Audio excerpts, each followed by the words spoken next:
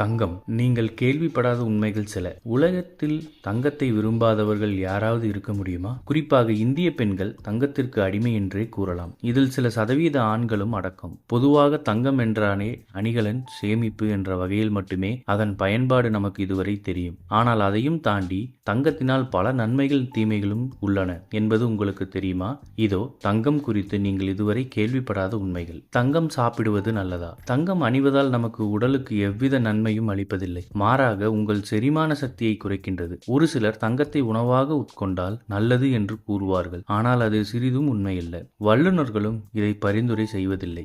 ஆரோபோபியா. ஒரு சிலருக்கு தங்கம் என்றாலே அலர்ஜியாக இருக்கும். தங்க நகைகளை அணியும் அவர்களுக்குள் ஒரு இனம் புரியாத பயம் வரும். இவ்வகையான நோய்க்கு ஆரோபோபியா என்று பெயர். மேலும் இதனால் குமட்டல், தலை சுற்றல், பயம் குறித்த நோய்கள் ஆகியவை தாக்கும் அபாயங்களும் உண்டு. தங்க ஏடிஎம் இருக்கிறது தெரியுமா? இந்தியாவில் உள்ள அனைவரும் ஏடிஎம் மிஷின் மூலம் தங்கள் பணம் பெற்றுத்தான் இதுவரை நாம் பார்த்துள்ளோம். ஆனால் துபாயில் ஏடிஎம் மிஷினில் இருந்து 10 கிராம் தங்க கட்டி வரும். தங்க கட்டிகளை அந்நாட்டு மக்கள் ஏடிஎம் மிஷினில் இருந்தே பெற்றுக்கொள்கின்றனர். தங்கத்தோடு இதற்கும் உதவுமா? ஐரோப்பாவில் கடலில் பயணம் செய்யும் மாலுமிகள் அனைவரும் தவறாமல் தங்கத்தோடு அணிவார்கள். இது பேஷனுக்காக அல்ல. கடலில் பயணம் செய்யும் போது இறந்துவிட்டால் அந்த தோடு அவர்களுடைய கிறிஸ்துவர்கள் முறை உடல் அடக்கத்திற்கு பெரிதும் உதவும் என்பதுதான் முக்கிய காரணம். ஒலிம்பிக் மெடலில் உண்மையில் இருப்பது தங்கமா? ஒலிம்பிக்கில் கோல்டு மெடல் வாங்கினால் ஒரு நாட்டின் ஹீரோ போன்று பெருமை அடைவதுண்டு. ஆனால் அவர்களுக்கு கொடுக்கும் தங்க மெடலில் உண்மையில் தங்கம் 1% தான் உள்ளது.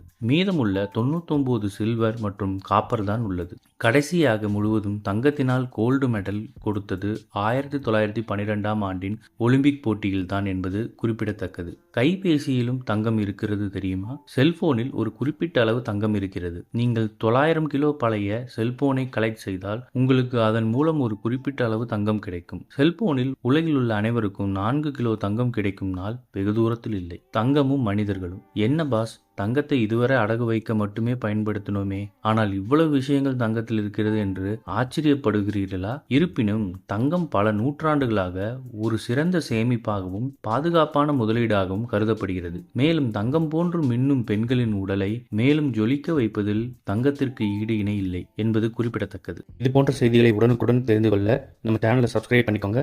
பெல் நோட்டிஃபிகேஷன் பிரஸ் பண்ணிக்கோங்க. நன்றி, வணக்கம்.